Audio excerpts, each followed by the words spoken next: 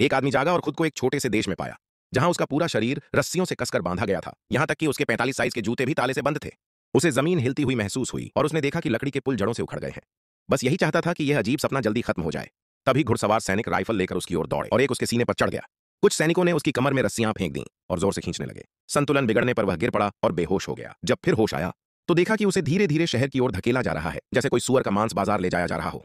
लोगों की भीड़ उसे देखने उमड़ पड़ी, यहां तक कि राजा के दरबार में भी सब दंग रह गए। अगले दिन उसे खेत में जोतने के लिए ले जाया गया। वह अब इंसान घोड़े की तरह हल खींचने लगा। उसी समय शहर पर दुश्मनों ने हमला कर दिया।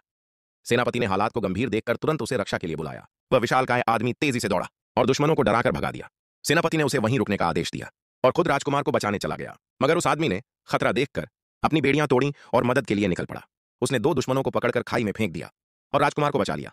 राजकुमार उसकी बहादुरी से बहुत प्रभावित हुआ, मगर राजा अब भी आग में फंसा हुआ था। बिना सोचे समझे वह आग बुझाने दौड़ा और उसके हाथ जल गए। तभी एक सैनिक ने कहा, आग बुझाने के लिए पानी चाहिए। यह सुनकर उस आदमी ने कुछ चौंकाने वाला किया। उसने अपनी पैंट उतारी और आग पर पेशाब करने लगा। थोड़ी शर्म की बात थी, मगर उसने राजा की जान बचा ली। थोड़ी देर में बाकी सैनिक भी आ गए। उस आदमी ने विनम्रता से अपना बचा हुआ खाना सेनापति को दे दिया। सेनापति हंस पड़ा और उसकी बहादुरी की सराहना की। उस दिन से वह विशालकाय व्यक्ति उस छोटे देश का सबसे बड़ा हीरो बन गया।